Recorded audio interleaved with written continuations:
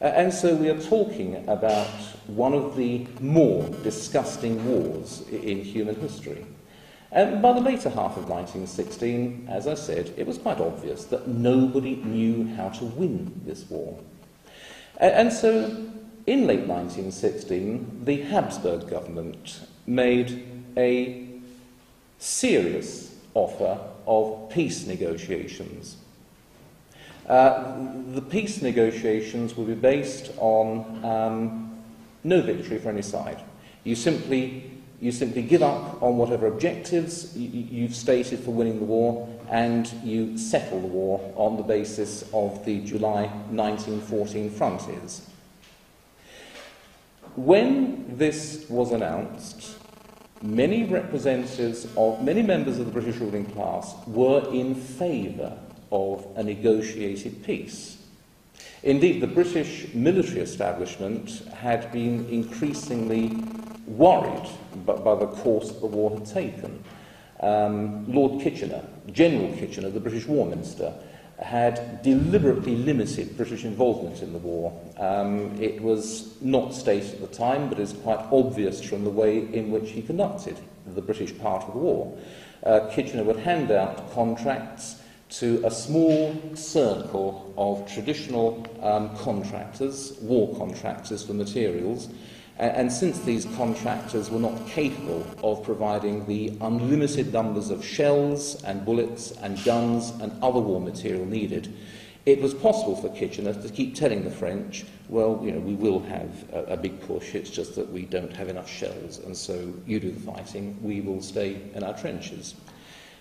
Kitchener died when his ship was mysteriously sunk on a trip to Russia in 1915. Also in 1915, the British Prime Minister, Herbert Asquith, was knifed in the back, and David Lloyd George became the British Prime Minister.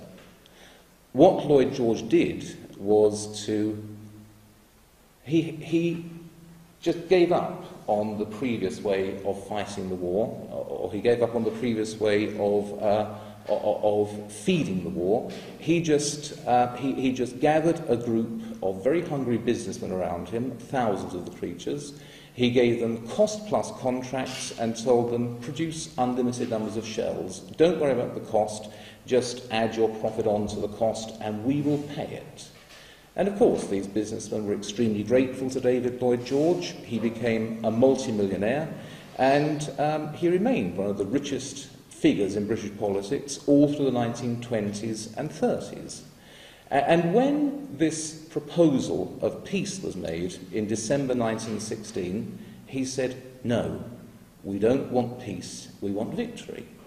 And instead of giving serious consideration to a peace overture from Vienna, he put a great deal of British effort into getting the Americans into the war on the British side.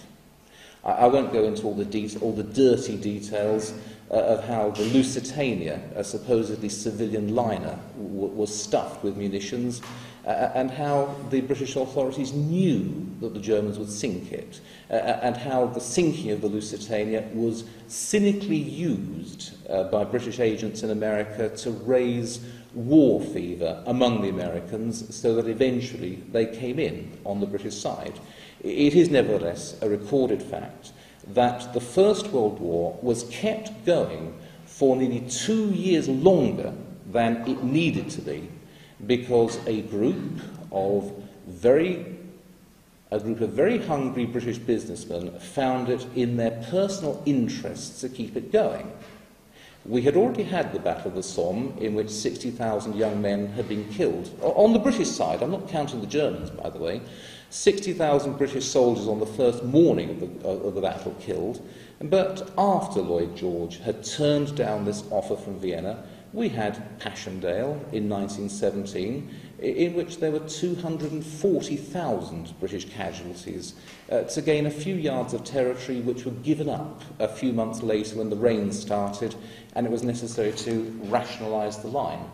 And so war is an evil and a disgusting thing because it kills people and because it enlarges the state and because it enlarges the wealth of an illegitimate plutocratic minority.